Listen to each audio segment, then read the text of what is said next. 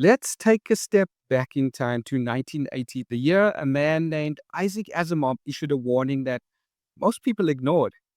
Asimov wasn't just a science fiction writer, he was a professor of biochemistry and a public intellectual and a passionate advocate for science and reason. His essay, The Cult of Ignorance, was published in Newsweek, a short piece that has cast a long shadow. Today, I want to break down that article, explore what Asimov saw that most didn't, and ask a critical question. Why didn't we listen? But we're also going to tie Asimov's warning to the world we live in right now, a world shaped by social media, misinformation, and a global crisis that threaten not just our knowledge, but our very ability to solve problems. Let's dig into it.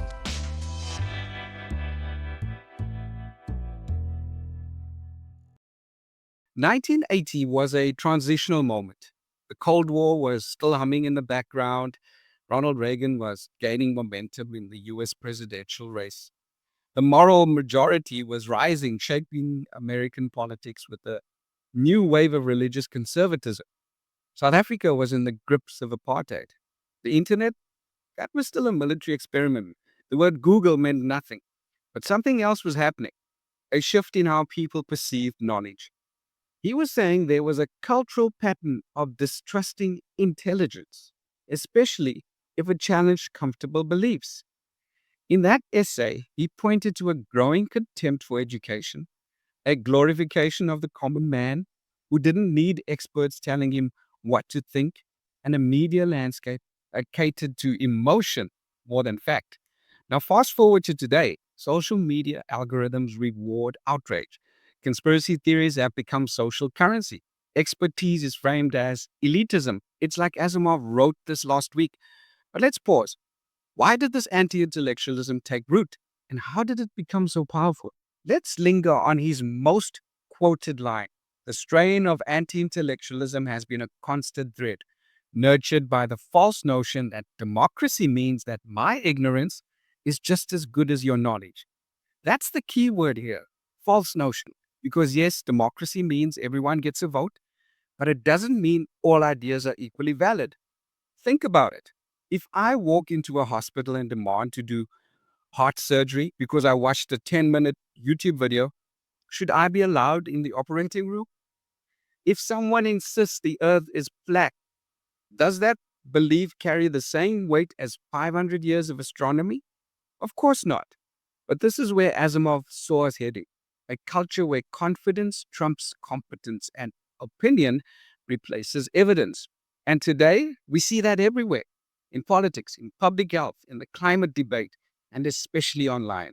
Anti intellectualism isn't new, it has roots.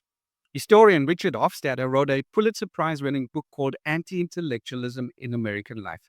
He traced it back to the early religious revivals where fiery preachers often clashed with scholars and theologians. Education was sometimes seen as a threat to faith. And then came the media, radio, TV, now the internet, each more obsessed with entertainment than education. So, what we're seeing today is the culmination of a centuries long trend. And Asimov in 1980 sounded the alarm. He warned that a society that disrespects knowledge will eventually lose its ability to reason. And without reason, democracy itself is at risk. But let's bring this into the present. Because Asimov's warning isn't just history, it's headline news. Let's be brutally honest. Right now, we have elected officials in many different countries who mock science. Social media influencers peddling snake oil. Parents and politicians demanding that books be banned from schools, not because they're inaccurate, but because they challenge their worldview. And we've seen public health experts shouted down during a pandemic, historians targeted for teaching uncomfortable truths, teachers fleeing the profession, not because they can't teach, but because they're no longer allowed to. This is what Asimov feared. And it's not an exaggeration to say we are living in the cult of ignorance right now. But let's get specific. Top global risk, according to World Economic Forum's Global Risk Report in 2025, misinformation and disinformation are now ranked as the number one risk over the next 2 years even ahead of extreme weather events and armed conflict.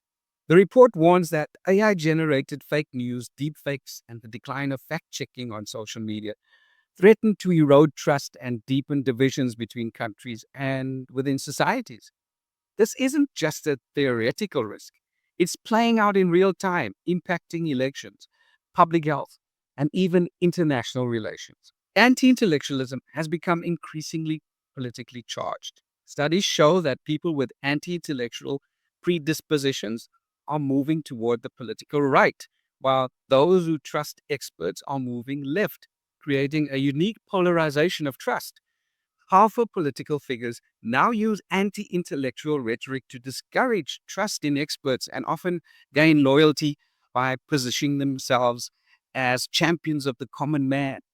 Social media has become a double edged sword for education and critical thinking. Social media platforms like WhatsApp, TikTok, and YouTube are now widely used for educational purposes, offering new opportunities for learning and collaboration. But they also spread misinformation at unprecedented speed. Research shows that while social media can enhance critical thinking and learning when used intentionally, it also distracts, lowers retention, and can contribute to social and stress among students. Institutions are trying to adapt, with some implementing digital literacy programs to help students navigate online information critically. But the sheer volume of misinformation makes this a daunting task. How is this playing out in policy and society? The consequences of anti intellectualism are visible in public policy. Recent political shifts have led to campaigns that undermine science, cutting funding for research, firing scientists, and ignoring expert advice on issues from climate change to public health. Professional scientific societies have sometimes failed to push back, fearing political backlash or loss of funding. And this silence allows anti science rhetoric to spread unchecked.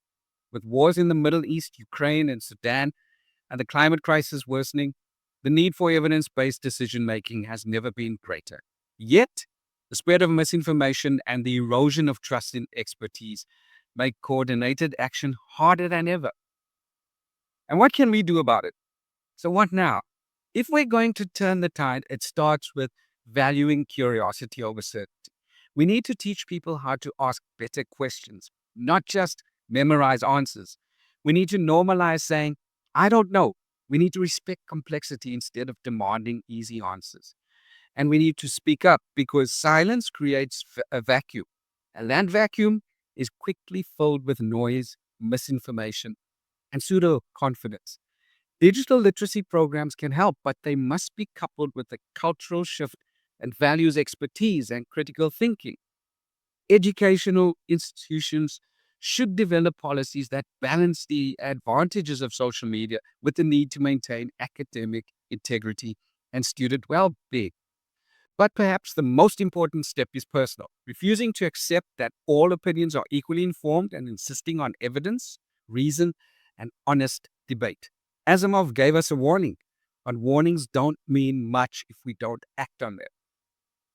That's it for today's episode. I hope Asimov's words stay with you, not just as a quote, but as a challenge.